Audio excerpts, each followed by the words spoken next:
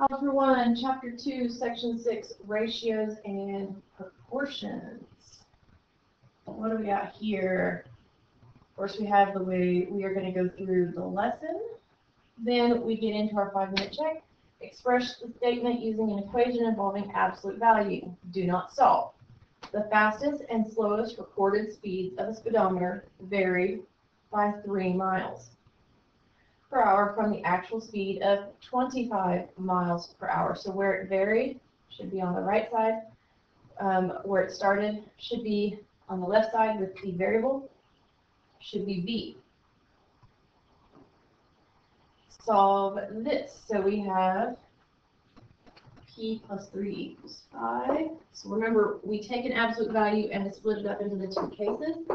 P plus 3 equals 5. P plus 3 equals negative 5. P equals 2.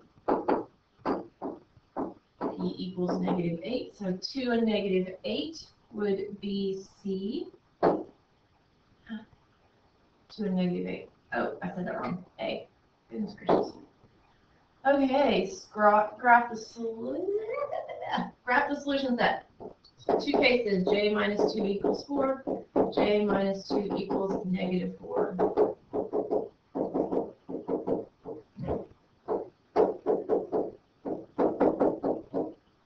Six and negative 2. So 6 and negative 2 is what I'm seeing here. That looks like B. Have it graphed correctly. Okay. Graph the solution set. Let's keep going. So we have 2k plus 1 equals 7. 2k plus 1 equals negative 7. 2k equals 6. 2k equals negative 8. K equals 3. K equals negative 4. So 3 and negative 4 is D. A refrigerator is guaranteed to maintain a temperature no more than 2.5 from the set temperature. So that's what we're maintaining within that.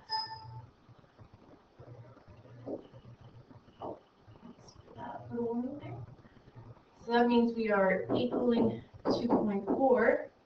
If the refrigerator is set at 48, T minus 40, and we're varying from it, so it's an absolute value, what are the least and greatest temperatures covered by the guarantee? Add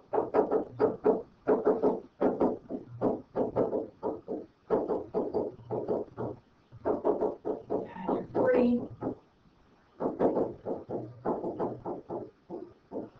So you get T equals 42.4. And T equals, so you take off 2, that's 38, take off 0.4, so that's 37.6. So we should have 37.6 and 42.4, so I'm going to go with C. Yay! Solve. X plus 8 equals 13. X plus 8 equals negative 13. Date. X equals 5, x equals negative 21. So x equals 5 and x equals negative 21, so C. Good. We go through, here's our content standards explaining each step by solving a simple equation, solve linear equations and inequalities in one variable. Attend to precision, so you're going to have to pay attention. We're going to have some details to keep track of. So we have evaluated percents by using a proportion. Now we're going to compare ratios and solve proportions on stuff. So we have some words here. Ratio. So a ratio is just when we can compare two things in a fraction. A proportion is when we have two ratios that are equal. Means and extremes. So if you say 2 to 3 is equal to 4 to 5, you can say that these are your means. These are your extremes. Actually, what you're going to be multiplying whenever you do cross multiplication. While a ratio is when we compare two objects by division, or compare two numbers by division. Whenever we get into a rate, it's a little more specific because we are saying that they have different units of measure. So in a ratio, it would be comparing like inches to inches. Whereas in a rate, when we compare, it's going to be something like miles to hours. So how many miles we went and how many hours. And then a unit rate is a little more specific yet. A unit rate is when we have some number in miles over 1 hour. So we're specific to 1 hour. So we've divided out 6/8 miles per hour. And now we have got 0.75 miles every hour. So that's how far we go. Scale and scale model. You can have a rate that's called the scale. And what that is like you have 1 inch to 20 miles on a map. So that's our scale. So when we go to our scale model, so our scale model of something means that we're taking it from a small convenient size, or we're taking something large down to something that's small and convenient, or for something small like a cell, and we're blowing it up into a big picture so that we can look at all parts. So a scale model, so examples are like a map, or a picture of a cell. Okay, the scale model just helps us actually visualize and see where we're going without having that bigness or extreme tininess. We're bringing it to something that we can actually deal with on a human scale. So determine whether 7/8 and 49/56 are equivalent ratios. Justify your answer. Well, we look at it. One thing I can see what they're doing here, they're reducing. So they're reducing it as much as they can. And when you do that, you find that 7/8 is equal to 7/8. So when they express in simplest form, the ratios are equivalent, so they are proportional. Determine whether these two are proportional. So if you reduce everything down, 5/6 is already reduced. 40/49 is that reducible? Let's see, 2, 3, 4. I don't think it can be. I don't think they're equivalent ratios. Yay. In a proportion, the product of the extremes is equal to the product of the means. So in other words, just cross multiply. So A over B equals C over D. So our means equal our extremes. AD equals BC. Use cross products to determine whether the pair of ratios forms a proportion. If they're equal, then you do actually have one. In this case, the cross products are not equal, so the ratios do not form a proportion. So again, we did cross products. We got an answer of 40. You guys know how to do this. We've been doing it for a while. Use cross products to determine whether the pair of the ratios forms proportion.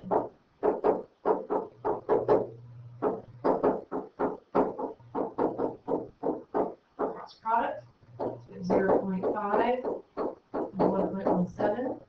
We want to know if that's equal to 1.3 times 0.45. Your calculator. You take 0.5 times 1.17, 0.585, 1.3 times 0.45. I get 0.585. They are equal. So we know that our answer is A. They do form a proportion. Another one. 5/6, 12/15. Again, let's multiply. So you have 5 times 15 and 6 times 12. Are they equal? 15 times 5 is 75. 6 times 12 is not. It is 72. So these are not proportional. Next, we can use cross products to solve for a variable.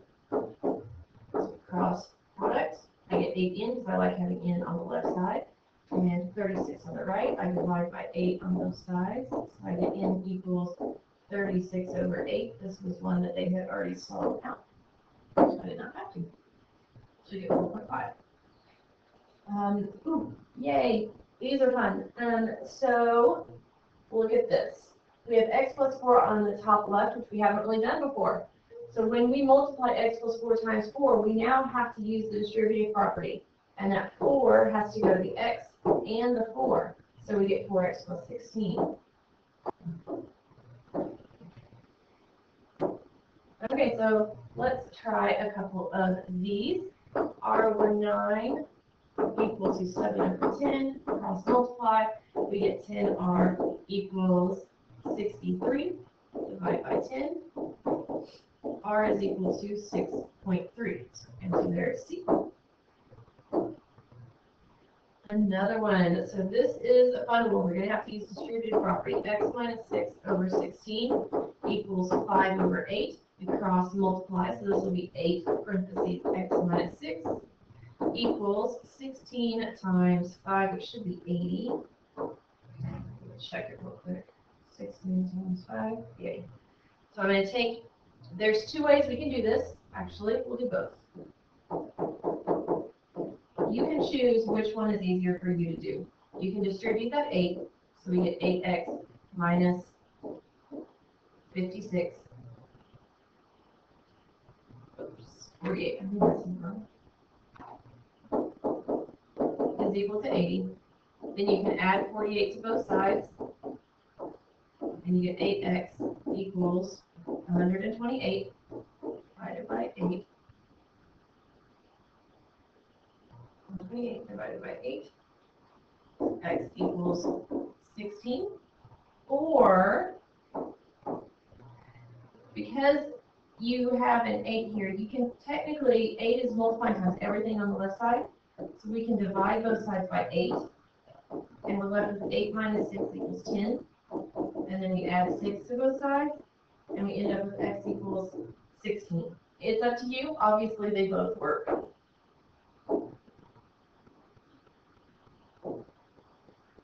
Bicycling. The ratio of a gear on a bicycle is 8 to 5. This means that for every 8 turns of the pedals, the wheel turns 5 times. Suppose the bicycle wheel turns about 2,435 times during a trip. How many trips would you have to crank the pedals for? How many times would you have to crank the pedals? So 8 to 5. 8 to 5. So that's the first thing, is I want to put the 8 over the 5 because that's another way of seeing a ratio. So 8 to 5, 8 colon 5, and 8 over 5 are the three ways you can write it, but we want it as a fraction.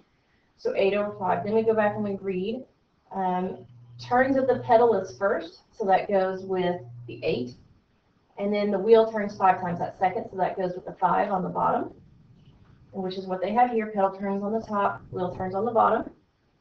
And it told us the bicycle wheel turns 2,435 times, so wheel turns go on the bottom. What we're looking for, it goes on the top. We can cross multiply, we can solve, we get our answer. So you'll need to crank the pedals 3,896 times. Trent goes on a 30-mile bike ride every Saturday. He rides the distance in 4 hours. I already know that those two things go together. Okay, so I know that 30 miles in 4 hours. So the 4 hours goes to that trip. So I'm going to put them together. At this rate, how far can he ride in 6 hours? So this is a proportion because we are taking two things and linking them. We're taking two sets of things and linking them. We're taking the old ride, the normal ride, and then we're taking this imaginary ride in the future. That's 6 hours long instead of 4. So how many miles if he stays at that same rate? We cross multiply. So we get 4x equals 180. We divide by 4. We get x equals 24 425. 180 divided by 4, 45. So x equals 45 miles.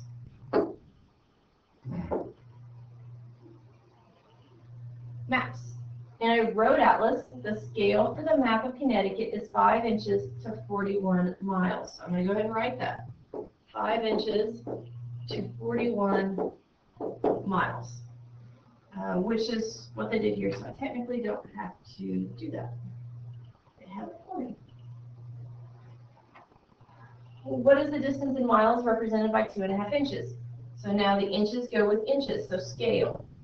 So inches on top, miles on bottom, cross multiply, simplify, get your answer. Scale on a map of the United States is 1 3/8 inches to 750 miles.